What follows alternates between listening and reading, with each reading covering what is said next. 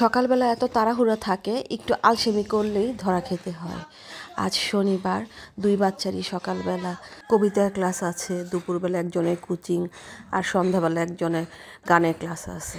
মানে শনিবার ছুটির দিন থাকলেও এত মহাব্যস্ত থাকতে হয়।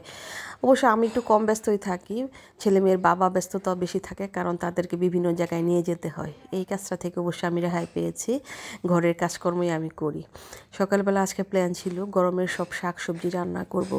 উস্তে কেটে নিয়েছি, সজনে বের করে নিয়েছি, মাছ দিয়ে ঝোল রান্না করব আর উস্তে ভাজি করব। পরে আস্তে ধীরে যা মনে চায় সেটাই রান্না করব। যেহেতু ছুটির দিন তাই ঘুম থেকে একটু দেরিতে উঠলাম আর উঠেই ধরা খেলাম। মানে একটুখানি যদি আলসেমি করি তাহলে আসলে ধরা খেতে হয়। যাই হোক, খুব তাড়াতাড়ি করে উস্তে ভাজিটা বসাই দিছি, ভাতও বসাই দিছি ওই পাশে। উস্তে ভাজিটা হলে ঘি দিয়ে ওদেরকে খাওয়াই দিতে পারবো। মানে সকালবেলা যদি একটুখানি ওদের ভাত টাত খাওয়াই দেয় খুব ভালো লাগে, নয়তো বা সারাটা দিন প্রায় মানে একটা পর্যন্ত না খেয়ে থাকতে হবে। ভাতটাও হয়ে গেছে, এখন মার গালবো। আর উচ্ছে ভাজিটা মানে সব কিছু একসাথে দিয়ে পেঁয়াজ মরিচ হলুদ উচ্ছে আলু একসাথে দিয়ে ঢেকে দিয়েছিলাম। প্রায় 5-6 মিনিট পরে এটা তুলে নিয়েছি, আর ঢাকবো না, ঢাকলে উচ্ছে আর আলু একদম গলে যাবে। এখন তেলের পরিমাণটা প্রথমে একটু কম দিয়েছিলাম, এখন আবার একটু তেল দিয়ে মানে একদম মিডিয়াম আঁচে এটা সুন্দর করে ভেজে নিছি। এখন দেখেন কত সুন্দর হয়েছে। আলু আর উচ্ছেগুলো আস্তে আস্তে থাকবে, মানে যেরকম কাটছি সেরকমই, আবার লাল লালও হবে। এটা এভাবে খেতে কিন্তু খুব ভালো লাগে। আর এই যে সজনে আর কাটতে মানে অর্ধেক কেটে রাখছি, সবটুকু কাটতে পারি নাই, বাচ্চাদের যাওয়ার সময় হয়ে গেছে। আর দেখেন কি সুন্দর পেঁয়াজ, এটা আমাদের ছাদ বাগানের পেঁয়াজ। বেশি আমরা পেঁয়াজ লাগাই নাই, মানে ঘরে যেগুলার মানে গাছ গজায় গেছিলো সেগুলাই শুধু লাগাইছিলাম। তারপর কত সুন্দর পেঁয়াজ রসুন হয়েছে। যাই হোক, দেখি বাচ্চারা কি করে। এই যে দেখেন বাচ্চাদের অবস্থা, 2 ভাই বোন মিলে মানে গল্প করতেছে। আর কিছু বললাম না এই জায়গায়।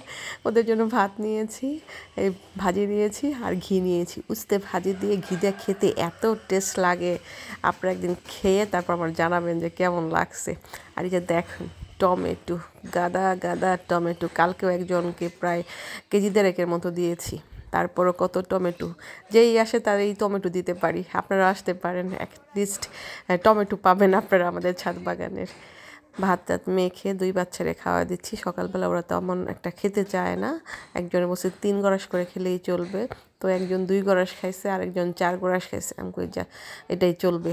মানে এতটুকু খাইলেও অন্তত পক্ষে সারাদিন গ্যাস ফর্ম আর করবে না।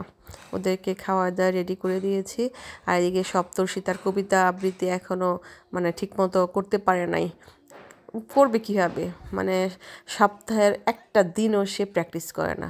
যেদিন ক্লাসে যাবে ঠিক তার আগ মুহূর্তে সে কবিতা আবৃত্তি প্র্যাকটিস করবে। মানে ওরে দিয়ে আর পারি না।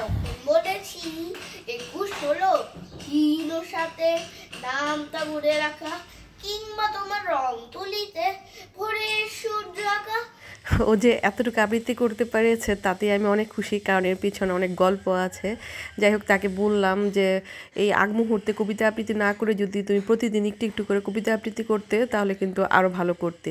মনে হয় আজকে কী বুঝছে জানি না, সে দেখলাম খাতা নিয়ে মানে আবার পড়তেছে, মুখস্থ করতেছে। ওই যে ওর বাবা হুন্ডা বের করে নিয়েছে, এখন ওরা চলে যাবে আবৃত্তি।